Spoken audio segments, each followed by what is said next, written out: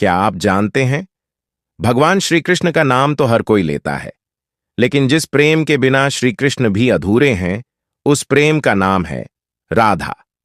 आज हम जानेंगे राधा रानी की वह पूरी कहानी जो केवल प्रेम नहीं, भक्ति का सबसे गहरा रहस्य है।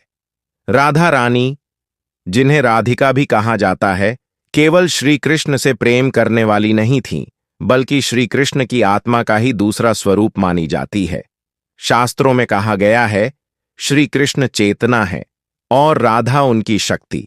मान्यता है कि राधा रानी ब्रज के राजा वृषभानु और माता कीर्ति के यहां प्रकट हुईं। कुछ कथाओं के अनुसार राधा रानी का जन्म नहीं हुआ, उनका दिव्य प्राकट्य हुआ था। जिस क्षण राधा रानी ने अपनी आंखें खोलीं, उसी क्षण श्री कृष्ण ने उन्हें दर्शन दिए। जब श्री कृष्ण अपनी बांसुरी बजाते थे तो पूरा ब्रज ठहर जाता था, लेकिन राधा रानी का मन उसी क्षण श्री कृष्ण में लीन हो जाता था। यमुना के तट और निधिवन की शांत गलियों में यह प्रेम और भी गहरा होता चला गया। अब एक प्रश्न, क्या राधा और श्री कृष्ण का विवाह हुआ था? सत्य यह है, राधा कृष्ण का प्रेम सांसारिक बंधनों से बहुत ऊपर था।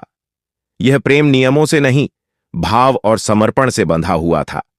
जब श्री कृष्ण अपने कर्तव्य निभाने के लिए वृंदावन छोड़कर गए तो पूरा ब्रज विलाप करने लगा, लेकिन सबसे अधिक पीड़ा में थीं राधा रानी।